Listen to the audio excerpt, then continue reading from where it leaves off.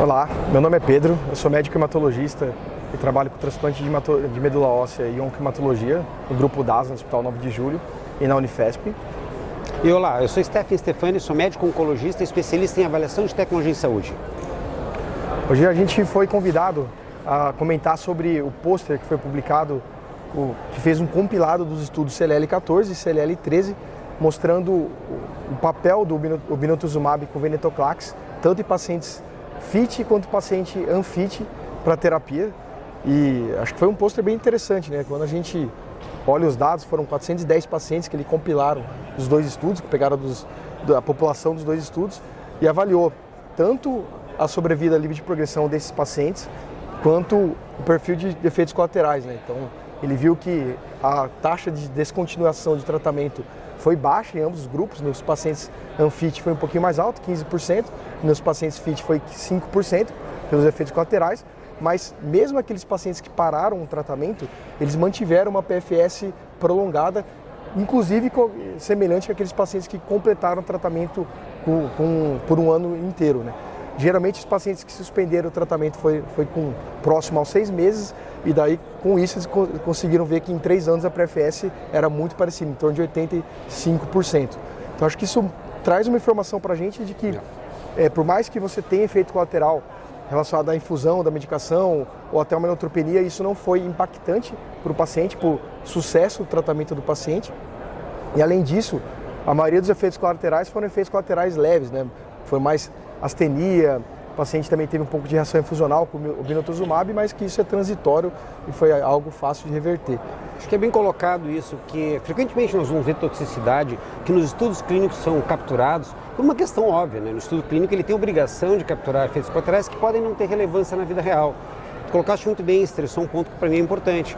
O fato de a descontinuidade ser 5% naquele paciente fit, 15%, quer dizer, mais de 85% dos pacientes tolerou muito bem e não precisou parar o tratamento. Isso traz para a gestão uma forma importante de ver as coisas. Também cabe mencionar e estressar o fato de que esses pacientes, nós vamos saber rapidamente quando eles são respondedores, e se eles não estivessem fazendo esse tratamento, a outra alternativa ou as outras alternativas que se costumavam usar, essas não são tão livres de toxicidade. Exato. Isso é uma toxicidade mais duradoura, eventualmente até tira do paciente a possibilidade de passar para outra linha terapêutica. Então, do ponto de vista de avaliação de tecnologia, eu sempre tenho que chamar atenção para olhar toda a fotografia. Eu tenho que olhar toda a jornada, eu não posso olhar para uma captura muito simples e simplificada, porque senão nós não vamos tomar a decisão certa. Exatamente, acho que essa questão que muita gente tem medo da neutropenia, do esquema, não foi impactante nos pacientes. A taxa de infecções de neutropenia febril e de complicações mais severas não foi impactante, isso nos dois estudos, tanto para paciente unfit quanto para paciente fit. E isso traz muita tranquilidade para usar o esquema. Também um ponto importante que a gente tem já dados que estão durando mais tempo. Então, aliás, é uma característica interessante da ASH é que ela traz consolidação de informação, follow-ups mais longos, portanto, fatos que eram absolutamente inusitados no passado. A gente não tinha pacientes que sobreviviam tanto tempo. É verdade. Agora passamos a ter pacientes que estão vivendo muito tempo, estão vivendo muito bem, estão voltando para a sociedade, estão voltando a produzir.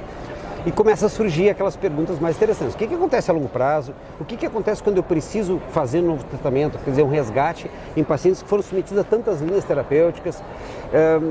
E eu deixei de ter aquele cenário onde eu tinha uma terapia e dali a pouco surgiu um remédio melhor que o outro e depois um melhor que o outro. Agora não, eu tenho uma espécie de novelo de dados científicos, eu tenho que saber extrair lá de dentro onde meu paciente se encaixa melhor.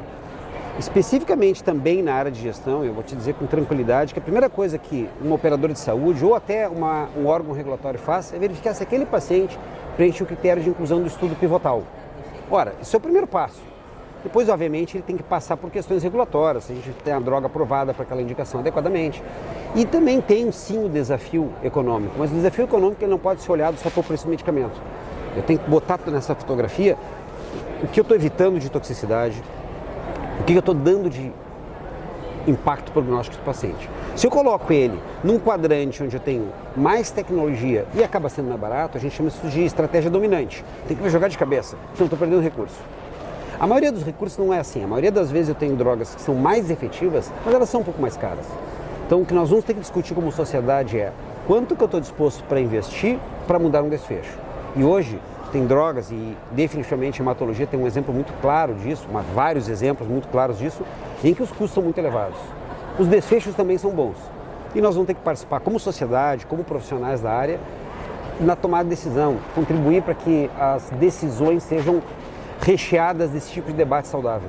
E eu acho que o mais legal até, realmente, você falou aqui do Ash, é que a gente consegue ver essas informações em tempo real e consegue já inserir isso no sistema de um ponto de você conseguir economizar tanto recurso quanto trazer uma expectativa de qualidade de cuidado para o paciente acima da média, né? Uma coisa que... E o evento permite uma coisa interessante também, que a gente consegue conversar com os pesquisadores e pessoas que estiveram lá em estudos que eventualmente vão aparecer depois no Brasil em algum momento e perguntar aquilo que no mundo real a gente gostaria de saber, tipo, quanto tempo demorou para perceber a toxicidade? Quanto tempo melhorou a toxicidade depois que eu suspendo o medicamento? O que acontece com aquele grupo de pacientes que mais nos interessa, que é aqueles que talvez não consigam responder e eu tenho que rapidamente pensar em nova estratégia? E por melhor que esteja escrito um paper, ele não consegue entregar toda essa informação. Agora, no mundo real, aqui conversando com quem participou do estudo, com quem conseguiu botar pacientes, essa informação é extraída. É fundamental, né? Acho que traz muita segurança para mostrar que é um esquema super adequado para pacientes com LLC em primeira linha, tanto FIT quanto unfit, pacientes mais jovens quanto mais idosos foram muito bem e acho que o principal aprendizado desse trabalho isso foi hoje, né? De hoje e espero que a gente consiga desenvolver estratégias disso ser disponível para todos os pacientes, não só para aqueles privilegiados que têm plano de saúde. Um desafio, acho que o nosso sistema de saúde tem, é conseguir remodelar, e isso é uma reengenharia que vai ser necessária, não vai acontecer tão a curto prazo, que todo paciente que tem indicação, ele seja elegível para receber, independente se ele tem recurso ou não. Se o país ele se compromete a entregar uma medicina adequada para todos, ela não poderia ser tão elitista, ela não poderia recolher só para pacientes que evidentemente têm acesso ou têm recurso. E talvez seja o desafio para o próximo ano, para os próximos anos.